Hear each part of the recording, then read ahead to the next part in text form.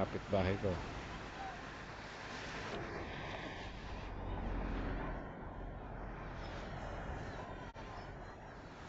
Yero, helipad yan eh. Hindi.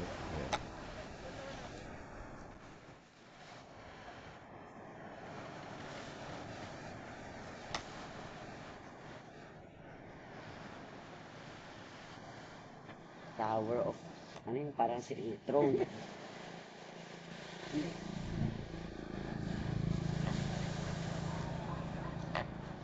ganda po yan ang bahay niya. Saan punta kayo ni Eric dyan? Tumira kayo dyan ng 1 week or something. Pagdating Or niya, 1 month. kaya sumama siya sa akin. Nasaan na ba yung drone? Ayun pala. Asan yung drone mo? Yan yan. Hindi, pinaiikutan ko lang ito ano. Itong house.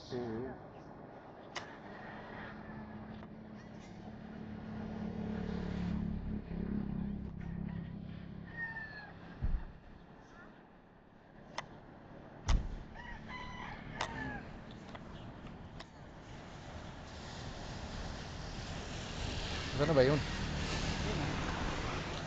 Ito na. Wala na. Return to home. Yan. Pwede yan mag-return to home. Eh. Pupunta siya mag-isa.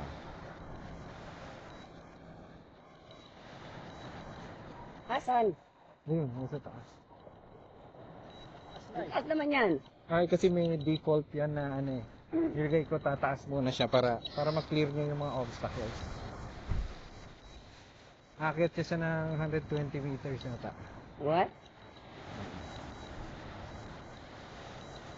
Ito na, ayun, tutapat natin. Oh my God. And then ngayon pa lang yan bababa.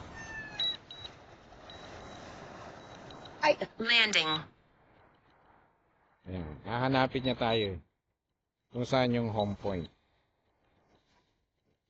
Dito pala ang home point. Ikaw sasalo. Hindi, pwede kasi siya mag-landing sa kamay.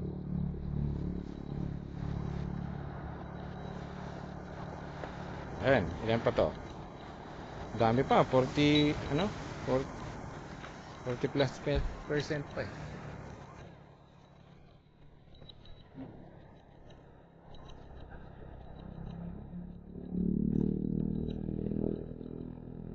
Oy, saan ka?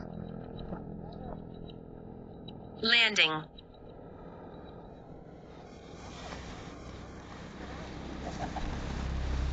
Yan, yung feature na yon wala pa dun sa DJI ni sa drone ni Eric.